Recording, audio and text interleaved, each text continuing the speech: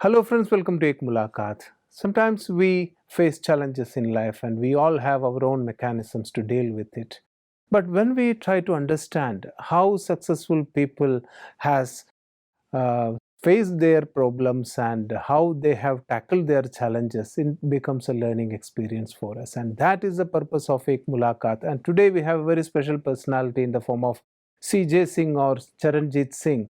He is a trainer, a communication strategist, a writer, an executive coach, and a lot more. Let us try to understand him and what strategy he used in life to move forward. Sir, welcome. Thank you, Ruat. Thanks a lot. It's a pleasure. Today I think we are very happy because you are a person who can tell, especially I'm concerned about the youth of India. You have achieved such a lot. I can call you a man of many fields and a man of many talents.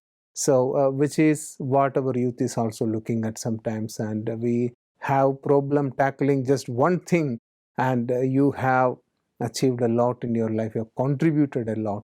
So, let us focus on that word today. How did you contribute this much? What made you contribute this much to life? I think everybody should look at these things as divine dispensations. Okay. You never know. But then definitely it's a combination of what you get as an opportunity in life and how you make the best use of it. But one thing is there that for our youth, one thing which needs to be understood is that there is never what you call it as a end of life or a end of or you may find yourself at the end of a tunnel and Yes. disappointed, distressed, which the youngsters get, distressed so soon in life that they leave aside their pursuit for what they are wanting to do in life. Yes, sir. And today, I think the mindset of the youth has become so delicate that the problems which challenged people some 50 years ago are not the challenge which they are stuck at today. Simple things are enough to derail their whole thing. So I think what you are doing is becoming more and more important, especially for our youth. So, what do you think a youth should learn from your life? There is nothing like instant coffee. We have become to everything instant actually in life, Yes, and we yes. want the results immediately. And because of that, we resort to shortcut. Because the instant gratification, and that's the issue. I mean, we in our times, of course, had to wait for everything. We didn't have the telephone, we didn't have the mobile Yes, yes. phones. Still, life was much better. And still the life was yeah, much more better. You're right. And here it is that if you want the food now, you will just call up Zomato or any of the services, and you would want that instant food to be delivered to you. Right. You want to watch a movie, you'll go to the OTT platform, select the video which you want to watch, and you'll get that. Just within a minute. And that has become an expectation with the youth today in everything. Whether it's the studies, whether it's a career options. Okay. Yeah. So you are trying to hinting at the fact that since they are getting a lot of services instantly, they have started expecting life also to give them things, too instantly, maybe. Yes. That's true. Unfortunately, that is the situation. And the technology has given us all those facilities very easily. Yet we need to understand the fundamentally our own self and our own mind and our own existence here in this world. There are issues of the, everybody is complaining about our youngsters not following the values, they're not respecting and the elders or for that matter anything. That the respect for whatever you are coming in touch with has to be taken care of. And I think that's a issue. Perhaps those values, we in our times, in our school times, we used to have the moral lessons, or there used to be a moral class. Yes. We used to have the stories, to follow, and even over a period of time, what has happened is that the families have disintegrated. The joint families had become into nuclear, and the advantage we had of receiving those important values of life from our elders. Yes. Hamare nani, dadi, they used to relate and tell us the stories, and those values were ingrained in our mind. And today the parents do not have the time even to relate or to talk to their children. Sometimes, have you felt that they don't feel it that important to take time and instill some moral values, or discuss about some stories, because they think that working for the family and becoming financially free is so more important than these things. They think that somehow our children will figure out how to take their life forward. Let me provide them with material facilities. You are very right. That is a thought process of the young parents is. And unfortunately, these things are not taught. Balancing your life. It is your choice. And it's not bad to earn money. It's not bad to spend extra time on your work. But everything requires a balance. And that's a decision that you have to take. And after the COVID, when the people have started working from home, they are facing much more now stress. They are having issues at home, and because they are there in the home and they are not there. It's a dichotomy of life, and I think that the balance one has to create and make a choice to have that balance. It is not that this is not possible. You're right, sir. We even had reports that after a few days into the lockdown and all, where people usually thought that now it would be good, we can have a good time with the people of our own house, and actually the problems were even more. A survey said that the problems skyrocketed, because now you have a new situation which you hadn't faced for many years, and the people were not even able to deal with their own siblings or their own parents. Or this is quite strange when it in the outset it appears strange, but this has been a fact. So public relations, I think, should start there. In the family itself. So what is your take, sir? What would you tell the society about this PR inside the house? See, public relations as a profession, if we look at the corporate sector or the organizational level, this started sometimes in the 19th century, when it evolved from publicity, propaganda to public relations, and it evolved and got its name as a public relations during that time. And over these last few decades, it has evolved much more because many tools of communications have come in. But if you look back in our history, in our culture, especially Indian culture, right from the hoary past of the kings and the queens, and you see all those stories of communication happening, and our history books are full of that instances. Arthashastra, which Chanakya wrote, can be considered as one of the PR manuals 3,000 years back, which was designed to help a king how to run his kingdom. And public relations is nothing. Actually, it's a misunderstood term because it has been misconstrued in lots of ways. Maybe it is considered as a tool to sell something, maybe to people, a product, maybe. So even it's called firefighting. It's called spin doctors. They have been called spin doctors, that they spin the stories in the way they want to do it.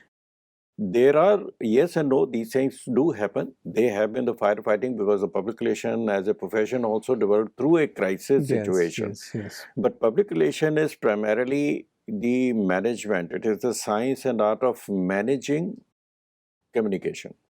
Sir, in order to manage communication, I think um, understanding the person standing in front, what does he want, and what is his priorities, and his insecurities, and maybe all these things come into play, which is the basic of even dealing even within a home atmosphere. We need all Yes. these skills, otherwise it won't be a peaceful home atmosphere. I So think in our homes, the mother is the best PR PR person manager. Yes. because she knows where the shoe pinches. She knows Yeah, each yeah. and every characteristic of the family member. Yes, yes, yes. So I think that's a beginning. And as I was saying, that the public relation is management of communication. And when we talk of communication, it is both intrapersonal, what you are thinking within yourself, and interpersonal. Yes, yes. And at the professional or the organizational levels, of course, it takes different dimensions altogether where uh, an organization is representing and trying to present its public image, its public reputation to its stakeholders. So that's a different dimensions. But what here in when you talked about communication at home, it starts with our internally, what we think, say, and do. Yes, yes. And what we keep on thinking, we keep on saying it, we keep on doing it, Because and it sometimes, becomes a habit. yes, sometimes it is even said that even before you speak out your words, your thought has already reached the other person, and they know inherently that your intention, whether it is pure or not. So already a communication has taken place there. Yes. Sir, from when you speak about the mother, probably I think I was just thinking about this fact that your mother doesn't have a PR strategy or something. She doesn't want to sell you something, but if you can, she only wants one thing. She wants the best for you. So when if we can carry forward the same thing to the outside, I mean workplace PR, when we think about the best we can do for the other, which unfortunately sometimes we need more time to achieve that. So do you think that that would be a nice thing to do? Or do you think in this competitive commercial world it's not possible? Is there a bridge between these two extremely different No, extremely scenarios? relevant question. In fact, we are here at Mount Abu for this national media conference. Yes. And the theme is about public relations as a profession of care and concern, or the solution-based media. All these things have been talked about. Yes. But it is the empathy which is the Right. part Right. of our life. And this is a part of our ethos and culture and tradition. And these are the things which cannot be different for your personal level and your Yes. professional level. Yes. Yes. Yes. It's all the same. There is a famous saying that what you say or what you talk about, it should be the same, or walking the talk, the phrase which is not normally used. It goes true for our ethics and personal values. Yes. Yes. And that is true You for, cannot have two different types of ethics, you one can't for have, the home and one for the yes, workplace. you Yes. cannot be ethical at home and unethical in your workplace. And public relations, fortunately, is two words, and there are two words, public and relations. Yes. Public, of course, technically talks about the stakeholders, but more important is the relations. Yes. How do you build relationship with anybody? It has to be truthful. It has to be honest. It has to Yes. be, Yes. compassionate, trustworthy. And when you are maintaining that kind of relationship at home, and if you expect that your product in an organization, your product must go to the customers with the same trustworthiness, it will have a better relationship. If you are trying to tell lies, you get exposed ultimately. Sir, that mindset where the sole aim in my mind is to, however, sell my product and it should reach maximum people. So you said that trustworthiness, that sincerity, that dedication, all these get sidetracked because I was taught in this society that, aim for your own profit, sell it by hook or crook. And now when you talk about this integrity of home, the PR at home and the PR outside, uh, I want the audience to take notice of this because there lies the solution. But I don't know how to bring about this. This is the main aim of the Brahmakumaris, also the same thing which you are talking about. And I think if the message get conveyed, I think we can expect miracles in the society, sir. Mahatma Gandhi was once speaking at a conference in London perhaps, and one lady came up that you spoke for 2 hours and you did not refer to any paper or something like that. And you can see that kind of love and care here in the sisters here.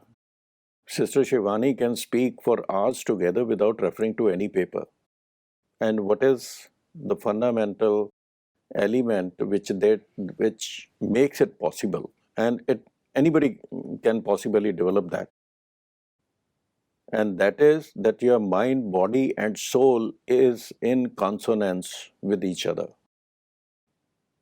What you're thinking, what you're saying, what you do in life, everything is totally in the same frequency.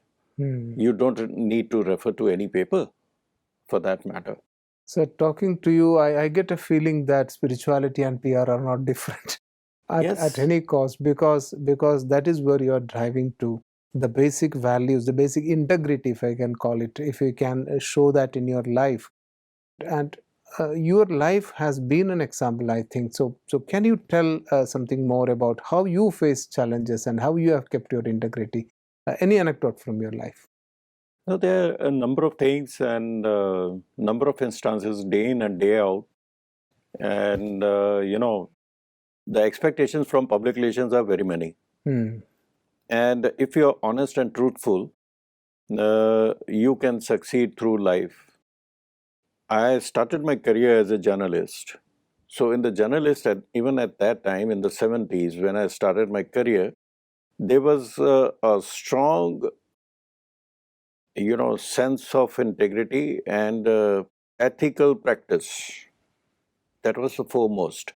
To the extent that my chief reporter will not allow me to take the taxi which any company would send it for going to a press conference. Okay. My chief reporter he started taking me along for film reviews. He would not accept even a cup of tea there from the manager. He would simply ask, whatever the posters are there that or the information is there, give it to me. We will watch the movie and write the review independently. We are not going to write in favor or against. So whatever we feel technically, we'll write about that. So those were the groundings which we had. And when I came into public relations, and later on, I was the first one in 80s, 86, when I started my own public relation consultancy company. So there were instances, especially in crisis communication. I had been, very good with the journalists, with the editors. My relationship was of no expectations and no demand. It was a total professional relationship with them. I have the information, I'll give it to them, but I'll never expect whether they publish it or not. But of course, in the corporate sector, this is demanded. कि आप हमें बताइए कि कितने newspapers में ये story छपेगी. Okay. And there are PR people who will give you the list of the papers in which it will publish. But I started in building a contract clause in which it was specifically written that I'm not responsible for getting this story or any story for that matter published. Because my role is to You did it inform. as you made a clause like that. Yeah, in the contracts. So that, my role is to advise the company what they should do. Right. My services are to write it, to create the story which is relevant for the media and give it to them. I believe that, and there were challenges, of of course, in the time of crisis handling or crisis communication for the organization, there was a blast in a factory and we were handling it. And some insider gave the information to the media person that these had been the kind of issues with this company and that is why this blast has happened. The next day, that newspaper published it. The chief of that company, he called me up since we were handling the media, and he asked us to ask the editor to give the name of the person from our company who has disclosed this information.